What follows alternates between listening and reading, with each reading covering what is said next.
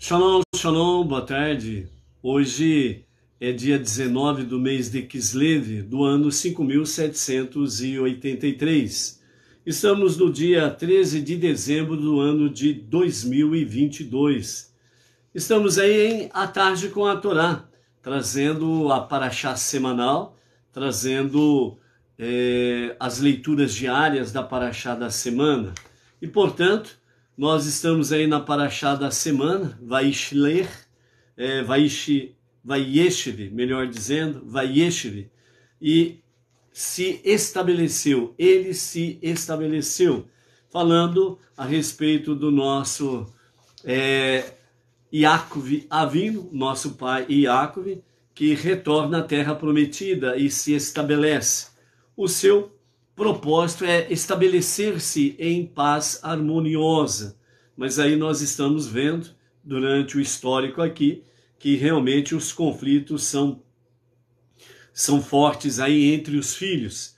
E o nosso Rav Yaakov, ele precisa, como cabeça da família, o chefe da família, o rabino da família, o líder espiritual da família, ele precisa colocar aí, como diz o outro, a casa em ordem, na medida do possível. E ao mesmo tempo temos aí o plano de Deus, O plano de Deus é algo fantástico. E nesse sentido aí, os planos de Deus, como diz o escrito, os planos de Deus não podem ser frustrados, porque ele se concretiza.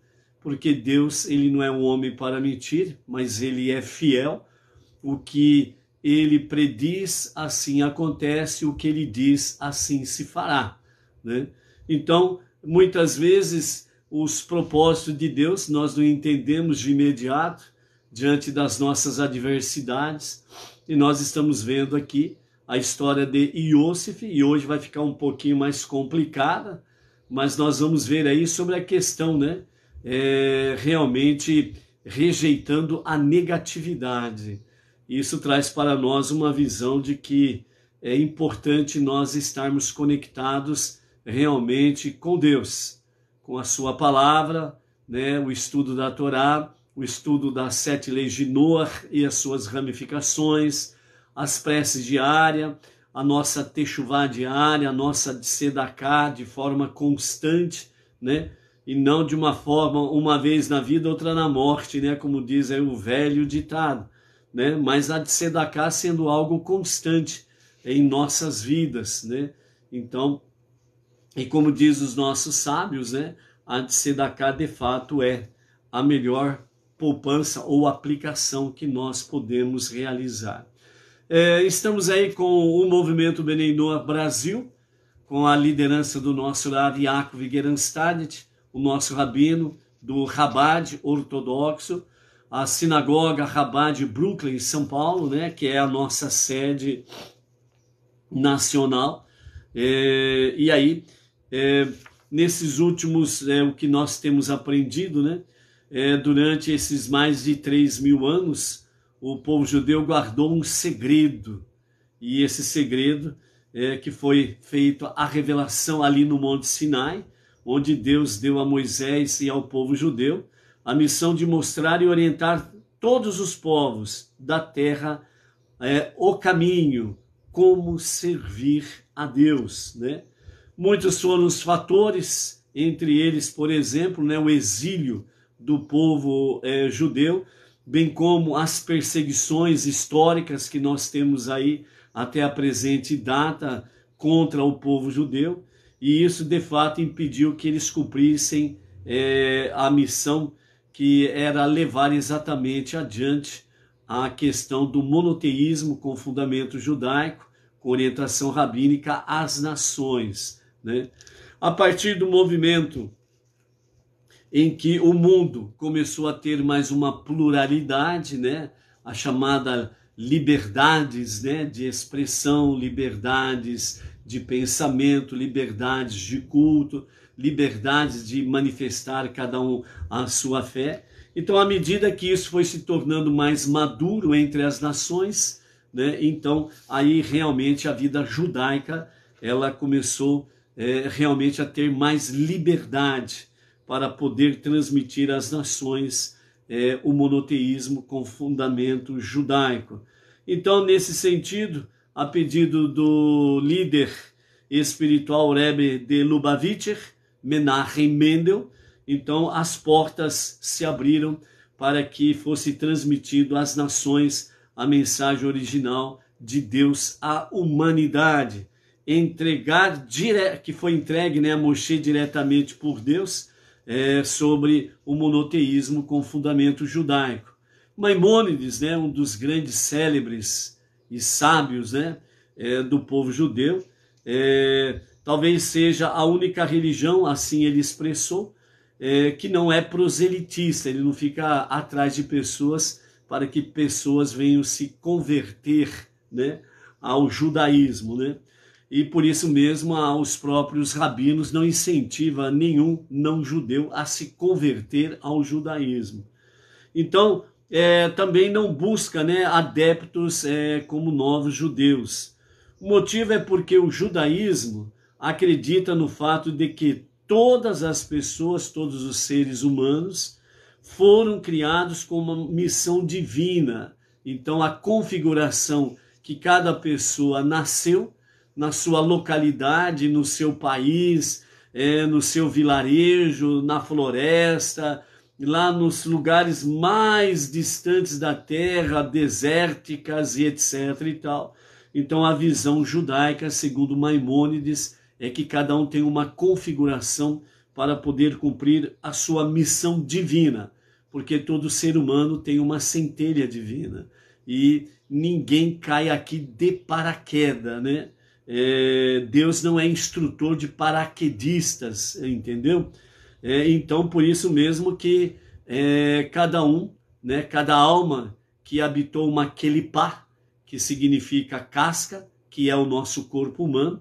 Então, cada alma que habita num corpo humano, ela tem uma missão divina a cumprir aqui durante a sua existência, na sua configuração. Então, uma pessoa que guarda os preceitos ordenados por Deus a toda a humanidade, ele é chamado de Ben Noach, que significa filho de Noé.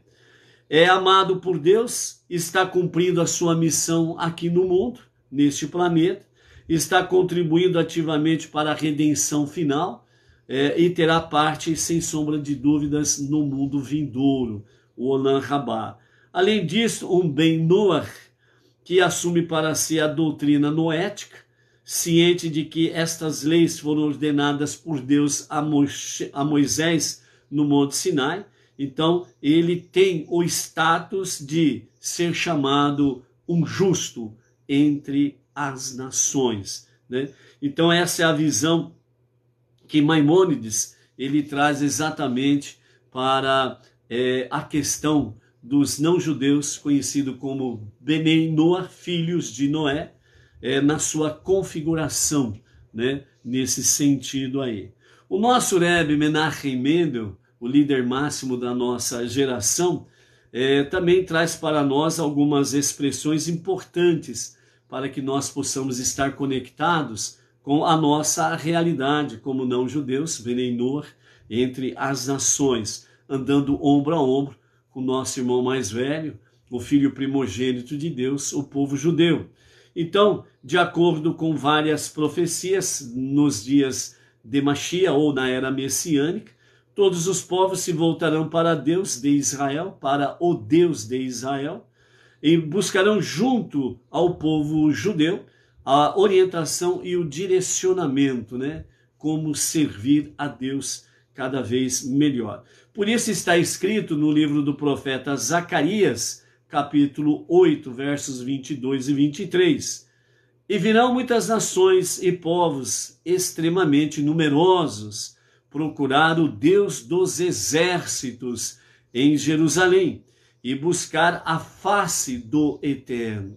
Assim disse o Deus dos exércitos: naqueles dias segurarão 10 homens de todas as línguas dos diferentes povos nas bordas das roupas do judeu e dirão: iremos com vocês, pois Deus está com vocês, né? Um fator interessante para nós observarmos aqui, quando fala sobre segurarão 10 homens, né, de todas as línguas dos diferentes povos. Nós sabemos que, na realidade, as nações não são apenas 10 povos, ok? Mas aqui o significado de 10 homens é exatamente aquilo que fala dentro da questão judaica, o minyan. Então, para que o serviço a Hashem, né, dentro da configuração judaica, ela seja realmente reconhecida, legalmente estabelecida, de forma juridicamente falando, dentro do campo espiritual da palavra, então o mínimo de 10 homens é exatamente o aprovado para que o serviço ele seja de fato agradável a Deus, aprovado por Deus e abençoado por Deus. Então, o 10 é o mínimo, está entendendo? É o mínimo de 10 varões para que isso seja um fato real. Então aqui é a mesma coisa. Está dizendo o mínimo de 10 homens de entre as nações que segurarão, né, no tzitzit, as franjas, né, do manto de oração, o talit, dos judeus, e então estarão segurando nos 4 cantos, né, exatamente o mínimo de 10 homens para estar junto com o povo judeu, prestando um serviço real e verdadeiro para com Deus, juntos, ombro a ombro. Isso significa, obviamente, todas as nações terão os seus representantes para esta realidade aí. Uma outra passagem importante que o nosso Rebbe Menahem Mendel traz para nós é Isaías capítulo 2 e o verso 3, que diz assim: e irão muitos povos e dirão, novamente, nós estamos vendo aqui a expressão muitos povos, como Zacarias está dizendo aqui também, povos, diferentes povos de todas as línguas da face da terra. E aqui Isaías também fala, e irão muitos povos e dirão, vamos subir ao monte do Eterno. Qual é o monte do Eterno? Jerusalém, Yerushalayim, a capital eterna e indivisível de Israel, ok? Então, irão muitos povos e dirão, vamos subir ao monte do Eterno, a casa do Deus de Iacove, Jacó, para que nos ensinem os caminhos do Eterno, para que possamos seguir sua direção. Pois de Sion, Jerusalém, sairá a Torá e a palavra do Eterno de Jerusalém. Ou seja, de Sion, Israel, de Jerusalém, a capital eterna e indivisível de Israel, sairá a Torá, a palavra do Eterno para todas as nações, né? Então, nesse sentido aí, nós estamos vendo realmente que a base, o portal espiritual é, de fato, Jerusalém. E o povo judeu é o povo pelo qual temos essa conexão com Deus, ok? Então, vejam bem, amados, que a palavra original, ela realmente traz para nós essas questões, né? E citando de forma bem clara sobre a questão da Torá, os 5 primeiros livros da Bíblia, né? Por isso, Maimônides, mais uma vez, ele se expressa no livro Leis de Reis, capítulo 11, verso 4, dizendo: ele, Mashiach, consertará o mundo inteiro para servirem ao Criador, junto com os judeus, como está escrito em Sofonias 3:9. Naquele dia transformarei todos na mesma linguagem para evocar o nome do Eterno e os servirem em uníssono com os judeus, né? Então aqui o Rebbe, ele faz uma menção desta questão do livro de Leis de Reis, no capítulo 11, verso 4 de Maimônides, né? Onde é falado sobre Mashiach, que realmente vai consertar o mundo inteiro, vai sarar, curar os 4 reinos, E aí, em conexão com Sofonias capítulo 3, verso 9, fala exatamente sobre essa questão, né? Mashiach, ele vai transformar o mundo inteiro numa única linguagem, que é Lashon Kadosh, a língua sagrada, o hebraico. E é por isso que realmente, em uníssono, junto com os judeus, o mundo inteiro, as nações inteiras, em hebraico, junto com o povo judeu, estaremos realmente nos dias de Mashiach, louvando o único Deus, servindo aquele que é um e único, indivisível e incorpóreo, que não nasceu, não morreu, que é, de fato, o único Deus, o único Criador, o único Redentor, o único Salvador. Então, nesse sentido, né, o nosso Rebbe, mencionando mais uma vez aqui Maimônides, ele fala exatamente sobre os dias da redenção final, com a revelação do justo e o verdadeiro Mashiach. Por isso, estamos vivendo em um período onde a redenção é iminente. A qualquer momento mesmo, a revelação do justo e verdadeiro Mashiach acontecerá a qualquer momento mesmo. Amém. Vem amém. E o crescimento intenso que temos acompanhado do movimento noético, ou seja, os não-judeus convergindo para o monoteísmo com fundamento judaico e orientação rabínica para aprender já, de fato, como servir a Deus. E nos dias de Mashiach, plenamente, perfeitamente, o serviço será restabelecido. Então, por isso, o movimento Benei Noach, os filhos de Noé, dos não-judeus, com estilo de vida judaico, baseado no monoteísmo com fundamento judaico e orientação rabínica, é de fato um movimento que veio para ficar, se multiplicar nos quatro ventos do nosso planeta, de norte a sul, leste a oeste. Então, por isso, é de fato um grande sinal para esses últimos dias, né? Evidentes da proximidade da revelação de Mashiach. Portanto, todos aqueles que assumem a conduta noética estão contribuindo de forma ativa para a revelação de Mashiach. Por isso, cada não-judeu que vem somar realmente com o movimento Benei Noach Brasil, com a liderança do nosso Rav Yaakov Geranstad, rabino ortodoxo do Chabad, com a sinagoga Chabad Brooklyn, que é a sede nacional, nós então estamos aí tendo esta realidade. Cada não-judeu que vem somar no movimento Benei Noach, com essa liderança do nosso Rav Yaakov Geranstad, então cada um está contribuindo para que sejam abreviados os dias para a revelação do justo e o verdadeiro Mashiach. Baruch Hashem, a Deus realmente toda glória, reverência, amor, respeito, toda a credibilidade. Por isso, a sua palavra é única, real e verdadeira. Amém. Vê amém.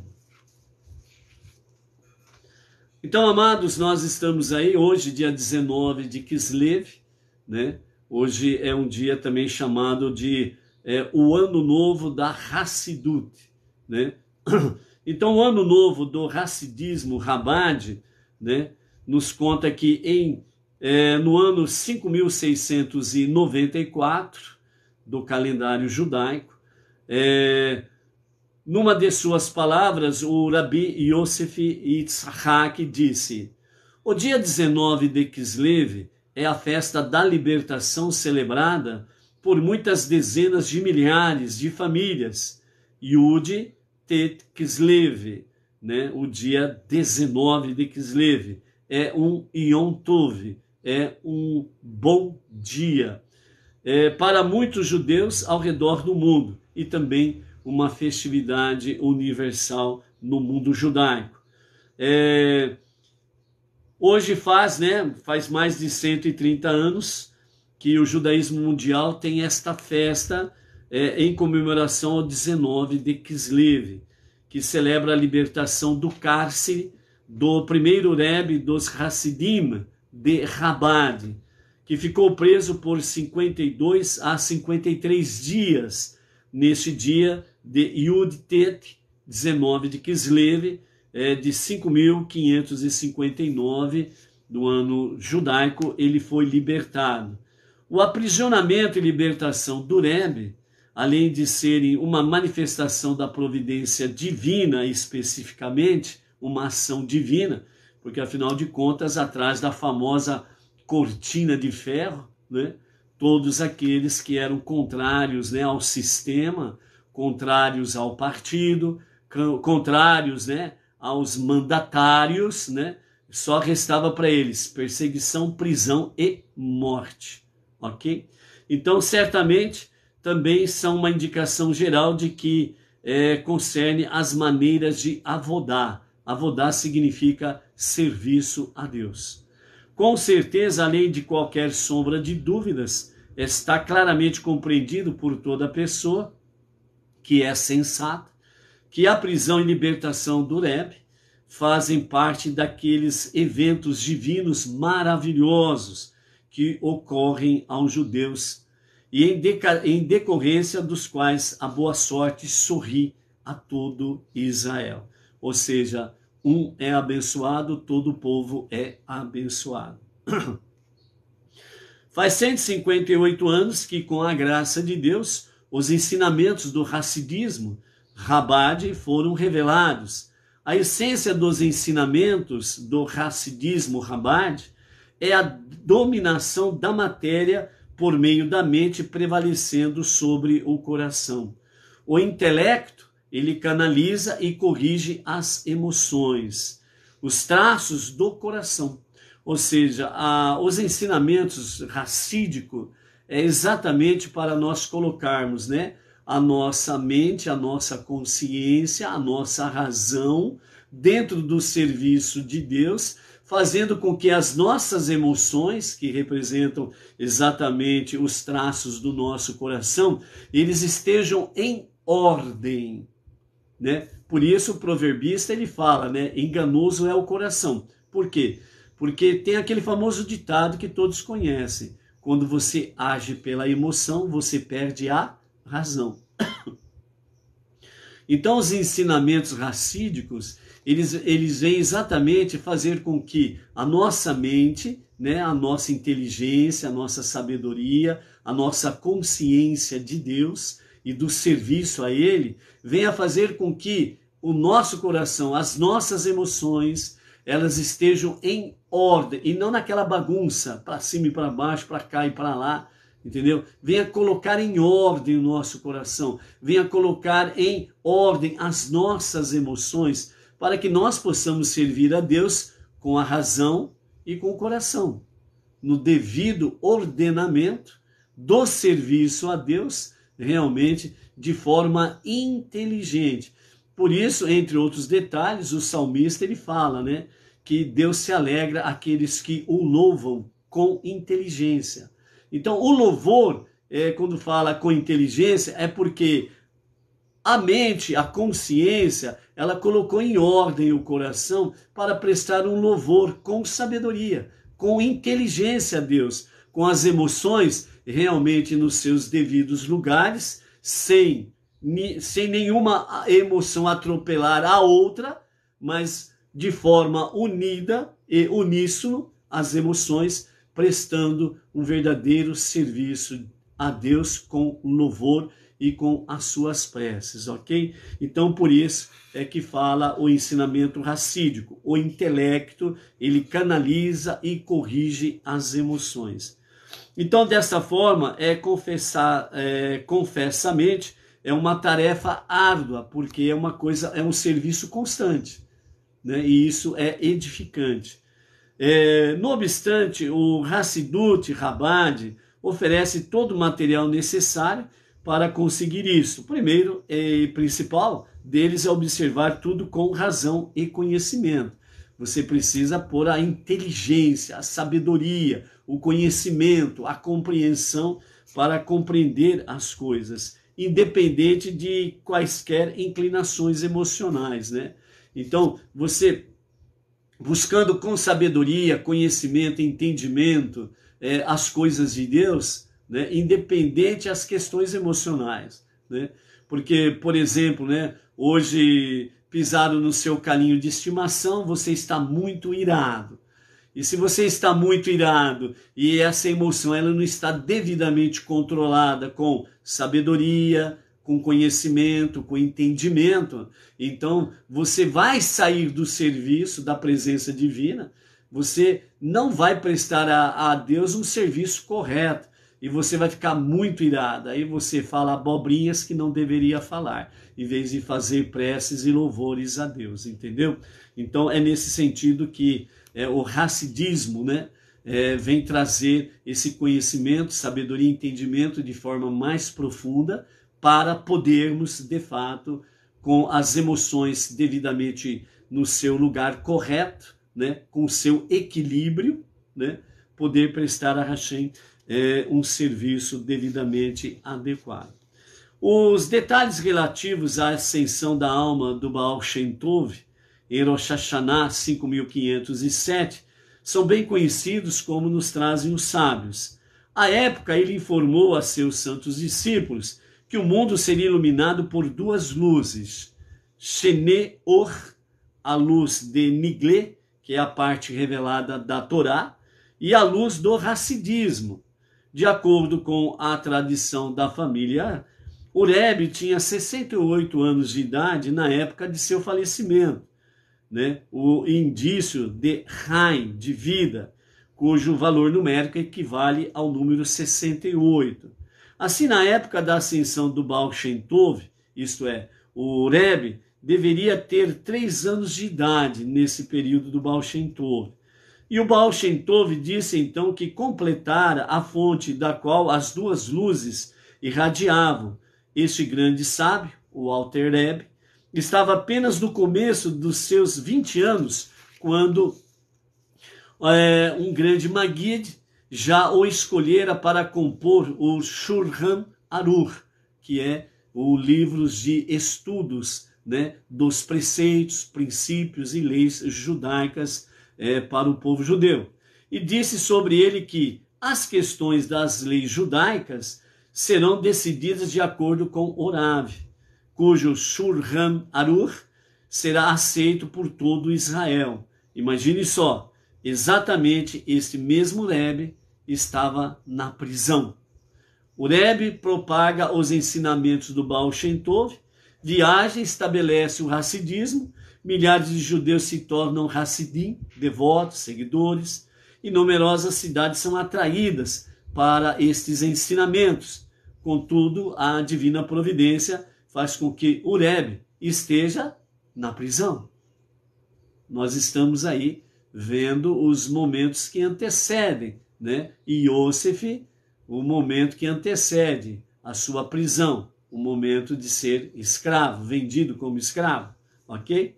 Então, o aprisionamento do Rebbe foi com o intuito de que ele trilhasse um caminho de autossacrifício em prol de servir a Hashem, de acordo com os ensinamentos do Hassidismo, ou seja, as lições de Yosef tornam-se presentes e reais na vida dos nossos Rebbes. Este homem escolhido das alturas para promulgar os ensinamentos do Baal Shem Tov nas sendas de Chabad, abençoado com uma habilidade divina de revelar em outros seus potenciais da alma, sabedoria, compreensão, conhecimento, a fim de fazê-los recipientes para a divindade. Ele precisava passar por tudo isso, né? Um parênteses aqui para nós fazermos um paralelo, né? Muitas vezes, né, um Benei Noah, ou um Ben Noah filho, ou uma Bat Noah filha de Noé, né, fica aí, né, pedindo sabedoria, né? Deus me dá uma sabedoria aí, né, semelhante a de Moshe, semelhante a de José, semelhante dos nossos rebes, etc, etc, etc.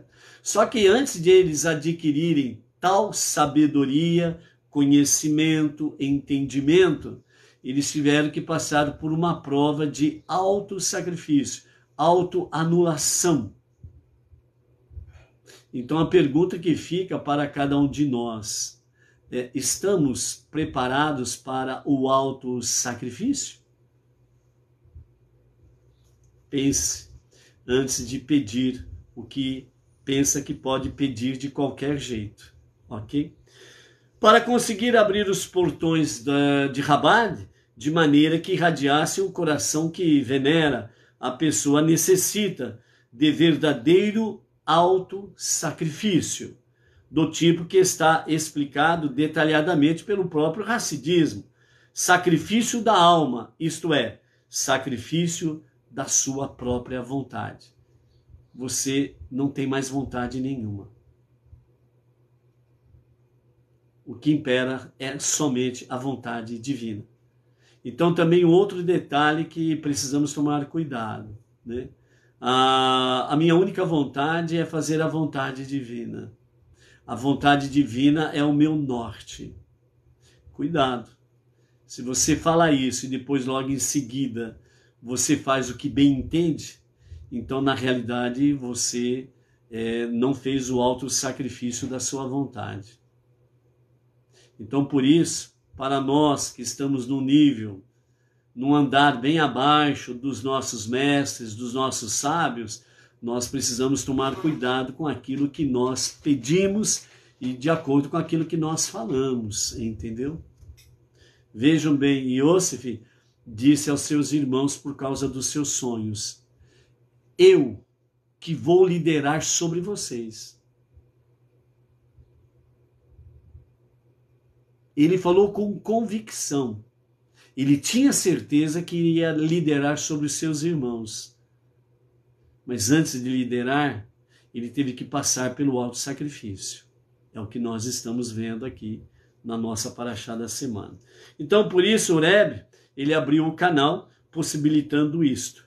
Então, o Rabi Shalom Doveber de Lubavitcher escreve em uma de suas cartas enviadas ao seu filho, o Rabi Yosef Yitzhak, abrindo aspas: com o dia de Yud Tet de Kislev, dia 19 de Kislev, aproximando-se para o bem, todos os estudantes, seus conselheiros, professores e supervisores devem se reunir e celebrar com júbilo a festividade na qual fomos libertados em paz e na qual nos foram dadas vitalidades e iluminação de nossas almas.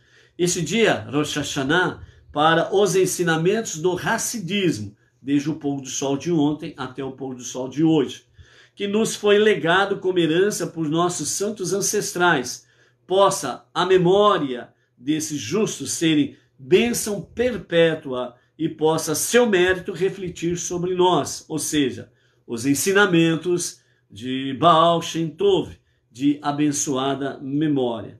Este dia é o princípio de suas obras, o verdadeiro e definitivo fim da criação do homem sobre a terra, para concretizar a revelação da intrínseca irradiação de nossa sagrada Torá, que nesses dias é trazida ao nível da irradiação geral, que se estende para o ano inteiro. Depende de nós, nesta data, despertar nossos corações para uma vontade interior, absolutamente verdadeira e sincera, se desejarmos que nossas almas sejam iluminadas pela fulgência da interioridade de sua Torá. Ok? Então, amados, dentro desse sentido aqui, o dia 19 de Kislev, o dia da libertação, né, do primeiro Rebbe, para que o Hassidismo tivesse de fato aí, sem sombra de dúvidas, essa credibilidade que tem para os dias atuais mais do que nunca. E nesse sentido aí, então, nós precisamos realmente tomar posse dos ensinamentos racídicos, né? nesse dia especial e levar para o ano inteiro que nós temos aí pela frente, até o próximo 19 de Kislev do ano do próximo ano aí, ok? Então, essas são realmente as faíscas de Hassidut, as faíscas da sabedoria, conhecimento e entendimento no nível mais profundo e elevado da Torá. Baruch Hashem, é isso daí. Então, vamos em frente aí.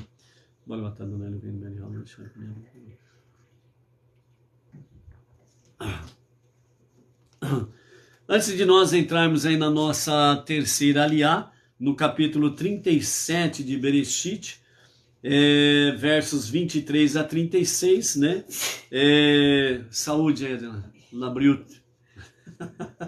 Né? Então, um cafezinho da dona Edna, Baruch Hashem, Baruch atah Adonai Eloheinu melech haolam, she'hakol yabid divaron. Amém. Então nós vamos aí na nossa continuidade, né, do encontro de Iosef com os seus irmãos, né, em que os irmãos estavam planejando, entre aspas, né, de forma legal, lá em Dotan, arrumar um pretexto legal para poder dar um fim a Iosef, né. Então aqui a partir do versículo 23 até o verso 36, é onde que nós temos aí o encontro. E aí então eles lançam mão contra Iosef, né? E aí nós vamos ver o que de fato acontece nesse encontro. Aparentemente um encontro trágico, desastroso, né? E que parece que colocaria um fim à hegemonia da família de Iacob. Então nós vamos ver se de fato essa análise superficial tem algum fundamento, né? Então, quando Iosef se aproximou de seus irmãos, eles arrancaram-lhe sua túnica listrada que ele estava vestindo. Eles o pegaram e o atiraram dentro do poço. O poço estava vazio, não havia água dentro dele, mas havia cobras e escorpiões. Nos ensinamentos que nós vamos já tendo por aqui, amados, é importante nós estarmos frisando detalhes. Detalhes, né? Uma questão enigmática que a Torá ela sempre traz constantemente, né? São passagens, muitas passagens enigmáticas. E graças aos sábios do povo Israel, graças aos sábios do povo judeu, graças às revelações que Deus tem dado a Moshe e todas as suas gerações posteriores até aqui, do povo judeu, é que onde são trazidas para nós realmente os conhecimentos mais profundos da Torá escrita, para nós compreendermos. Por isso, os nossos mestres, os nossos sábios, com uma elevada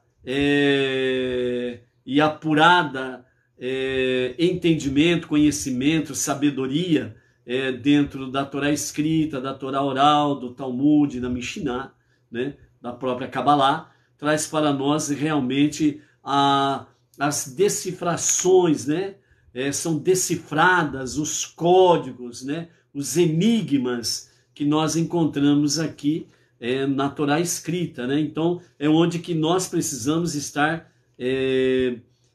com a nossa sensibilidade apurada para entendermos o que os nossos mestres trazem para nós. Entre eles também, né, não podemos esquecer a questão de Irache, Maimônides, né? Temos vários comentaristas aqui dentro da Torá, e o nosso próprio Rebbe Menachem Mendel, que trouxe ainda um conhecimento ainda mais apurado, mais elevado para a nossa geração. Por isso ele é o tzadik, o justo, e o líder máximo da nossa geração, ok? Então vejam bem, eles atiraram Iosef dentro do poço vazio. Mas antes deles fazerem isso, qual foi a primeira atitude que eles tomaram? Eles tomaram de forma violenta o domínio sobre Iosef e tiraram dele o quê? A túnica, a famosa túnica listrada, colorida, a famosa túnica especial. Então, a princípio, o que nós vemos aqui? O objeto da inveja e dos ciúmes. A túnica. Eles tiram a túnica de Iosif e faz o quê? Eles rasgam aquela túnica, né? Depois nós vamos ver que eles colocam ali sangue de um animal para levar, né, a presença do pai, para o pai reconhecer a famosa túnica manchada de sangue. Bom, aí em seguida eles fazem o quê? Eles despem Iosif do seu maior orgulho, a túnica. Antes de Iosif ser um grande líder, ele tem que aprender o que significa as grandes perdas. Aqui ele perdeu a proteção do pai, Jacob. Aqui ele perdeu o símbolo da proteção que ele tinha do seu pai e da sua momentânea aparência de poder sobre os seus irmãos. Ele foi despido do seu orgulho, da sua prepotência, da sua própria vaidade. Isso significa que Iosif, ele começou o caminho do autossacrifício. Ele começou o caminho para a renúncia do seu eu, da sua vontade própria. Está entendendo o que significa o que, quando nós pedimos a Deus, eu quero sabedoria como de Moisés, eu quero sabedoria como de Iosif. Está disposto a seguir o mesmo caminho de sacrifícios de Iosif? Em seguida ele é jogado no poço. Um poço seco, vazio. Mas lá dentro tinha serpentes e escorpiões. O poço, ele sempre é um símbolo de vida. Por quê? Porque o poço, o seu objetivo é dar água potável, tanto para os seres humanos como para todo ser vivente. Então o poço, ele tem um símbolo de vida. Mas ali ele estava morto, porque não tinha água. E era habitado por quem? Por escorpiões e serpentes. Um mundo tenebroso, um mundo cheio de animosidades, de traições, de inimigos. E Iosif é lançado lá, no meio deles. Mas Iosif, ele tinha nele o que seria de fato revelado em cada momento da sua vida, porque ele permaneceu íntegro em todos os seus momentos piores da sua vida. Mas Iosif é exatamente aquilo que falta ao poço: água. Por quê? Porque Iosif, ele estava imbuído da Torá. No seu âmago, a Torá era uma realidade, porque ele aprendeu com seu pai Jacob e com seu avô Yitzhak. O seu avô Yitzhak ainda era vivo nesse tempo. Ok? Então, Iosif é de fato a água que as nações precisam, a Torá. E por isso os Benei Noach têm uma grande, preciosa e maravilhosa tarefa entre as nações. Por isso nós não podemos fugir à nossa responsabilidade diante das nações e queremos fazer conversão para o judaísmo e dar as costas ao nosso irmão não judeu. Entendeu? E cobras e escorpiões realmente representam tudo aquilo que é peçonhento, venenoso, que está conectado com traições, amizades falsas, né? Pessoas que aparentam uma piedade, mas na realidade estão cheias de veneno de escorpiões e serpentes, né? Cobras, né? E é onde que nós precisamos ter a sabedoria divina para você poder distinguir realmente onde que estão as cobras e os escorpiões. Mas vejam bem que quando Iosif é lançado no poço, as cobras e os escorpiões não podem se aproximar dele. Não tem como atacá-lo. Não tem como fazer dano algum a Iosif. Por quê? Porque ele tem um escudo divino. E o escudo divino dele está exatamente por causa do quê? Porque no seu âmago a Torá era viva, estava presente.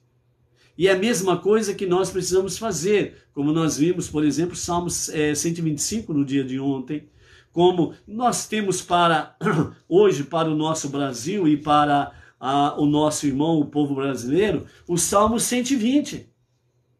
A nossa prece pela nossa nação e pelo nosso irmão brasileiro. A prece do Salmo 120 que diz assim: um cântico de ascensão. Em minha angústia clamei ao Eterno e ele me atendeu. Livra minha alma ao Eterno de lábios mentirosos e línguas enganadoras. As cobras e escorpiões estão sempre por perto. Estão sempre presentes, pronto para agir e provocar danos. E a nossa proteção é somente Deus. E à medida que nós permanecermos na Torá, os 5 primeiros livros da Bíblia, mais Deus se faz presente em nossas vidas, mais escudo protetor ele fortalece em torno de nós para que cobras e escorpiões não venham provocar danos em nós.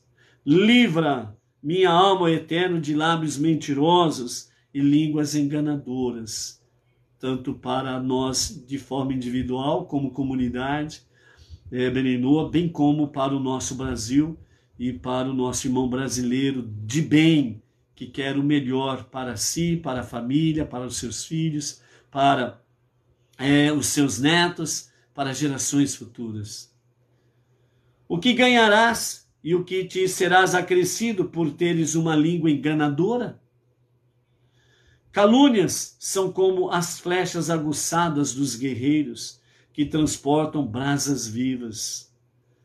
Ai de mim, que tive que peregrinar em Mesher e habitar nas tendas de Quedar. Minha alma, por bastante tempo, teve que morar entre os que odeiam a paz. Não quero a guerra, mas mesmo quando lhes falo de paz, eles preferem a guerra. Por isso, o Salmo 120 é muito oportuno para, nos momentos atuais em que nós estamos vivendo, como Beninoa e como a nossa nação está vivendo. Por isso, é o pedido realmente do salmista: livra a nossa alma, ó Eterno, de lábios mentirosos e línguas enganadoras.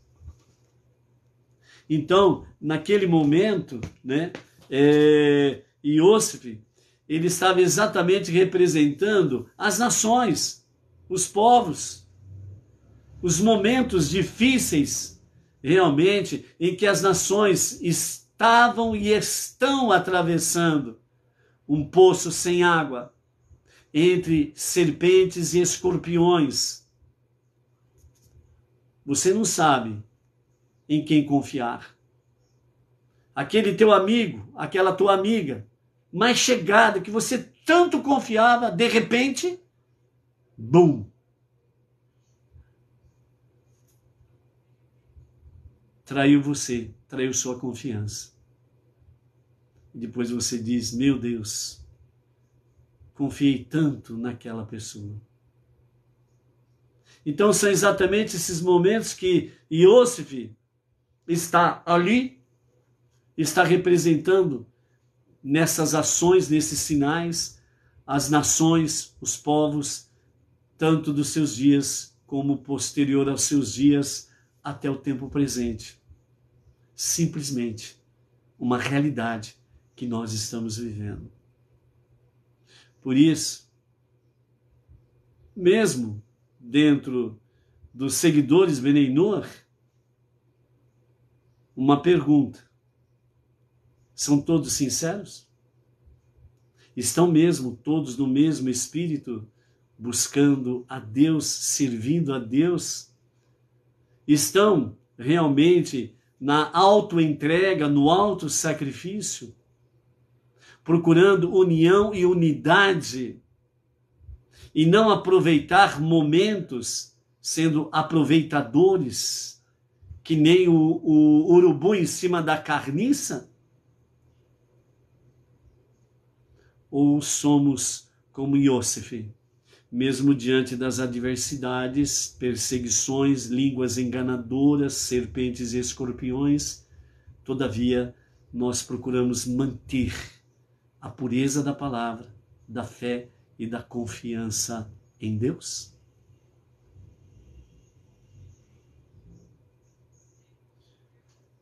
Logo em seguida que Iosef é lançado ao poço, os irmãos então se sentaram para fazer uma refeição.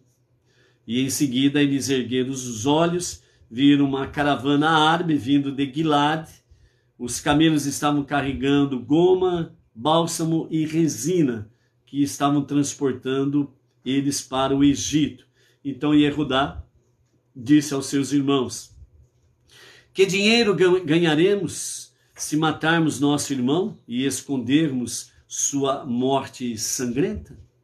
Então aqui também nós temos vários outros sinais que os nossos sábios trazem para nós compreendermos esse momento difícil, tenso para Iosef e para eles mesmos, porque sustentar uma mentira precisa inventar uma nova mentira, e isso vira, sem sombra de dúvidas, uma coisa terrível, terrível.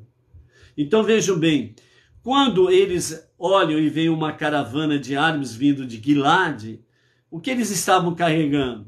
Goma, bálsamo e resina. Eram iguarias perfumosas ou perfumadas, né? De bom cheiro, de bom aroma, bom perfume. Mas essas caravanas, o costume delas era transportar outros tipos de coisas que realmente não cheiravam bem. Eram querosene e outros tipos de coisas de um aroma muito forte que provocava realmente nojo, enjoo e companhia limitada.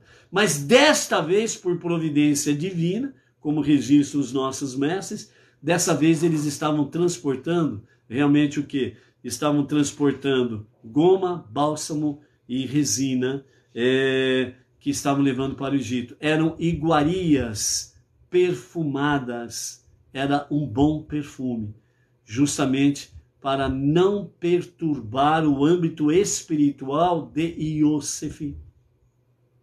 Então a primeira lição que você aprende aqui, quando você está, de fato, firmado em Hashem, está firme na sua palavra, então o que acontece? Acontece que você, mesmo estando entre serpentes e escorpiões, num ambiente pesado, um ambiente fedido, que são aromas que na realidade são aromas que provocam asco, nojo, Deus vai transformar aquele ambiente para que você possa sentir um bom perfume. Porque o bom perfume que há em você, a presença divina e a Torá, o mau, péssimo lugar não pode estar coexistindo. Então Deus vai transformar aquele momento, aquela situação, num bom perfume, para que o seu perfume, a sua luz, possa de fato preencher todo aquele lugar.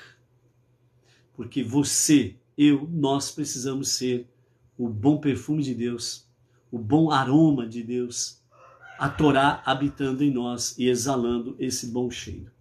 Em seguida, Yehudá nos fala, né, que dinheiro ganharemos, né, se matarmos o nosso irmão e escondermos, né, a sua morte sangrenta. Ou seja, Yehudá aqui, diferente de Reuven, né, Reuve deu a ideia e foi embora de lançá-lo no poço. Depois eu vou providenciar o resgate dele de dentro do poço. Ele foi embora, porque ele tinha outros compromissos, ok? Agora aqui nesse momento, Yehudá, ele de fato vai exercer uma ação para poupar a vida do seu irmão Iosef. Vendê-lo àquela caravana de comerciantes árabes que estavam passando por ali em direção ao Egito. Então a visão de Yehudá era que ele, estando vivo fora do poço, ele poderia, pelos seus méritos, ter grandes livramentos, grande salvação através do seu dia a dia, enquanto que ali no poço, na visão de Yehudá, ele estaria entre cobras e serpentes, sem água, etc. e tal, e seria realmente fatal para ele, né? Então, nesse momento, Yehudá, ele põe em ação, atitude. Vamos vender o nosso irmão, tiramos ele do poço, vamos entregar aos mercadantes, e eles então irão, os comerciantes aí da caravana, o levarão para o Egito, né? E então ali eles vendem de fato Iosef àquela caravana árabe e não feri-lo com as próprias mãos, né? Além de tudo, ele é o nosso irmão, nossa própria carne e sangue. Então aqui, além de Yehudá, ele de fato fazer uma ação para salvar Iosef, ele é o único que diz, ele é nosso irmão. Ele é nosso irmão, nossa própria carne e o nosso próprio sangue. Não vamos estender a nossa mão contra o nosso irmão. E esse lançar a mão contra o nosso irmão é exatamente matá-lo. Então ele falou, não vamos fazer isso não. Então, outra lição, os irmãos precisam se entender e não lançar a mão um contra o outro, onde nós vimos lá a questão da fofoca ontem. Então aqui, além da fofoca, existe a agressão física, a agressão psicológica, certo? Então, irmão, não lança a sua mão contra o seu irmão. O irmão tem que proteger e ajudar o seu irmão, ponto. Então aqui fica essa lição para nós aqui, ok? E depois, mais para frente, né, os comerciantes árabes encontram ali uma caravana de mercadores medianitas, né? E eles acabam vendendo Iosef para os medianitas e assim ele vai chegar de fato ao Egito, né? Depois de algum tempo, então, ali eles fazem um acordo, né? Os nossos mestres falam que eles fazem um acordo. Vejam bem, eles estavam em 10 irmãos, com exceção de Beniamim, que não participou de nada disso, ficou na casa do pai. E quando Reuven, ele dá a ideia de jogá-lo no poço, com a intenção de resgatá-lo posteriormente, ele retorna à casa do pai, porque ele tem o seu momento, né, a responsabilidade dele de cuidar do seu velho pai. Então era o turno dele cuidar do seu pai. Então ele retorna para a casa do pai. Então os 10 irmãos já não são mais 10, são 9. E ali então eles pegam e fazem um acordo, né? Eles selam um acordo de silêncio total. Ninguém vai falar nada sobre esses fatos. Porém, para que algo seja devidamente legal dentro da vida judaica, precisa de um minyan. Precisa da presença, no mínimo, de 10 varões judeus. Mas eles estavam em 9. E aí, como que faz essa questão agora, dentro desse aspecto, né? Sobre a questão, nós estamos em 9. Então, Rashi, tanto Rashi como Midrash, eles comentam esse fato, dizendo que, na realidade, os 9 chamaram Deus para se associar a isso. Então Deus foi o 10º elemento, ou a 10ª pessoa desse acordo, para que ele se tornasse legal. Obviamente, lógico, tanto Urashi como Midrash falam, né? Quem é o homem para dizer, Deus, nós vamos ficar quietos, o Senhor também vai ficar quieto. Não tem como, ok? Mas nesse sentido aqui, quando eles chamam, né, realmente é Deus para ser o sócio nessa história toda aqui, né, para que ninguém abrisse a boca, a não ser que houvesse um sinal em que todos compreendessem que de fato Deus estaria dando esse sinal, que era o momento de falar. Então, na realidade aqui, não é que os 9 chamaram Deus para ser um sócio, para completar o número 10, para satisfazer a vontade deles. Na realidade, como comenta Arashi e o Midrash, na realidade, é os 9 que se associaram com Deus no projeto de Deus. Por isso que eles falam que realmente vamos manter o segredo, e quando for para alguém falar, nós precisamos estar todos juntos para revelar a verdade. E esse sinal seria dado por quem? Por Deus. Então, né, nesse sentido, né, na realidade, os 9 que se associaram com Deus dentro desse aspecto aí, né? 10, que corresponde exatamente o que? O número da inteireza, da concórdia, ok? Por um outro lado, quando realmente, né, eles pegam da túnica, e ali então eles pegam da túnica colorida, né, que eles pegaram, né, de Iosef, eles então matam um cabrito, né? Eles imolam um cabrito e com o sangue do cabrito eles mancham, né? Molham a túnica de Iosef para que a túnica dele ficasse manchada de sangue, e quando o pai visse, ele reconhecesse realmente a túnica e ficaria confirmado, entre aspas, que um animal teria matado a Iosef. E o sangue do cabrito é um sangue que se assemelha muito ao sangue humano. Então ficaria mais fácil de realmente enganar o pai dentro desse aspecto aí. Então por isso, né, o texto sagrado no versículo 32 do capítulo 37 fala que eles enviaram a túnica colorida através de mensageiros. Eles não levaram pessoalmente. Eles mandaram um mensageiro levar, leva lá para o nosso pai Iaco, para ele reconhecer se essa túnica é ou não de Iosef, e se for, para falar para ele que um animal selvagem o matou. Então eles não tiveram nem a coragem de levarem pessoalmente a túnica de Iosef. Foi através de um mensageiro, né? Então, que o pai tente identificar a túnica do filho, né? Então, na continuidade aí no verso 33, Iaco imediatamente a reconheceu. Esta é a túnica de meu filho. Ele gritou, um animal selvagem deve tê-lo devorado. Mas Iosef foi feito meu Iosef foi feito em pedaços. Então Iaco, ele rasgou suas roupas em aflição e pôs um saco na cintura. Ele manteve-se de luto por muitos dias, né, até o encontrar novamente Iosef. Todos os seus filhos e filhas tentaram consolá-lo, mas ele recusou ser confortado. Ele disse, Iaco, eu descerei à sepultura ainda enlutado por meu filho, pois jamais encontrarei consolo. Ele disse, né? Essas foram as palavras de Iaco. E o pai de Iaco, Itzahak, chorou por ele, não por Iosef. Ele chorou pelo seu filho, Iaco. Ele não chorou pelo neto Iosef. Ele chorou pelo seu filho, Iaco.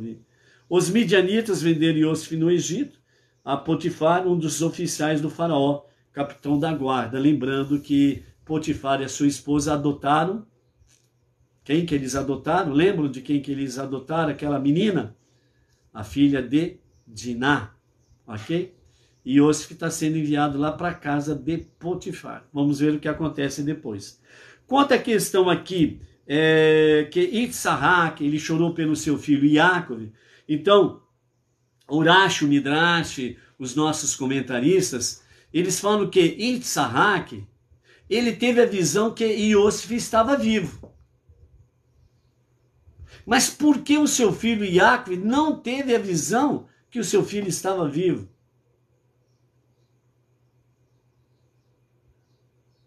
Quando os filhos chegaram e viram realmente a situação do pai, eles foram tentados a falar a verdade do pai, mas eles não estavam todos juntos. Ainda não havia um sinal que eles pudessem falar o que eles tinham se comprometido anteriormente. Ou seja, o 10º homem, entre aspas, né, que somou aos 9 naquele acordo, que era Deus, Deus ainda não tinha dado um sinal que era o momento de falar para Iacove. Então eles se calaram. E Itzarraque, por sua vez, segundo os nossos mestres, fala que Itzarraque, ele viu que, de fato, Iosif não estava morto. Mas por que Iacove não percebia isso? Porque Iacove não viu isso. Então, naquele momento, de fato, Itzarraque, ele compreendeu que era um plano de Deus e que também não era um momento de falar a verdade para Iacove. Então ele também guardou silêncio.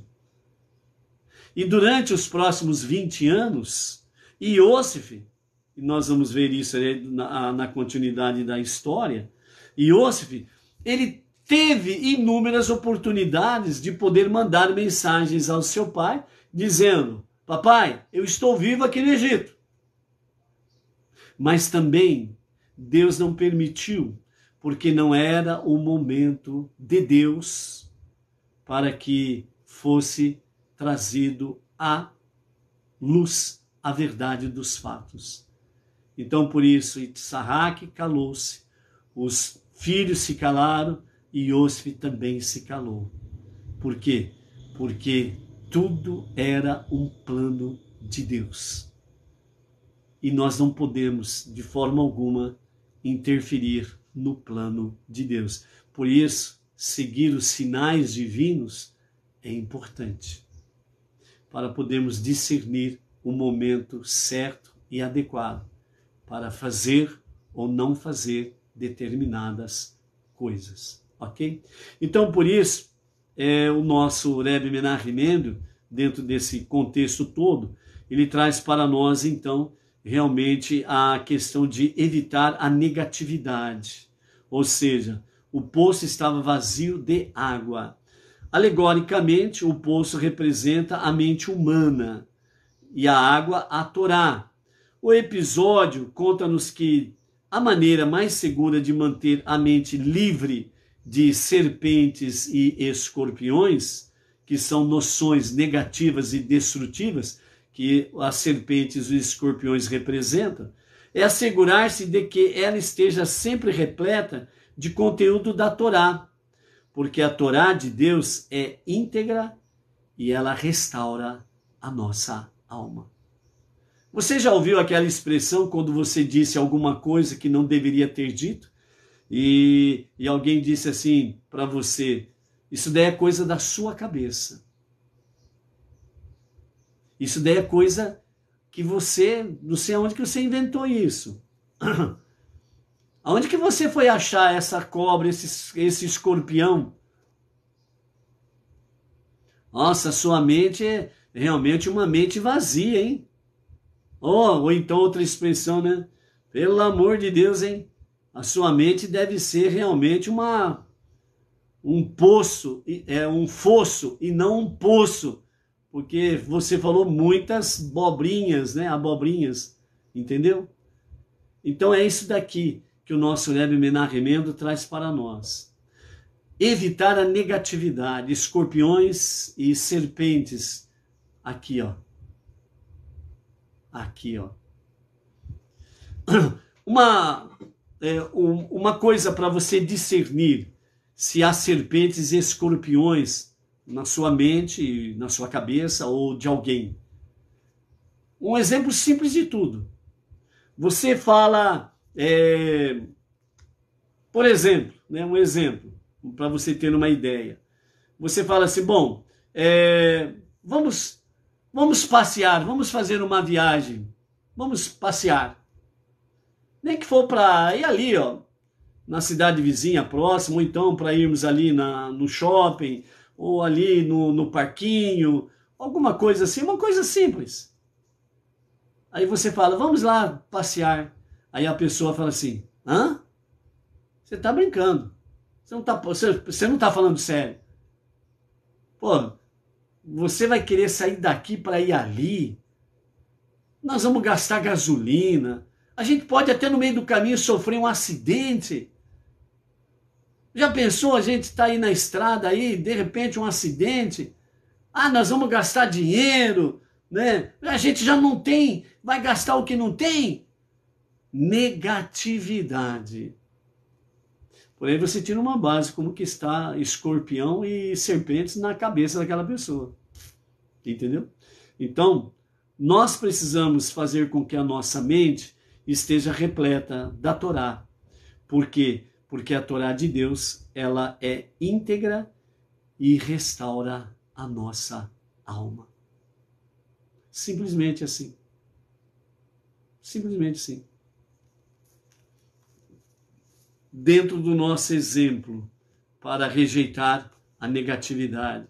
Vamos dar uma volta? Vamos dar um passeio?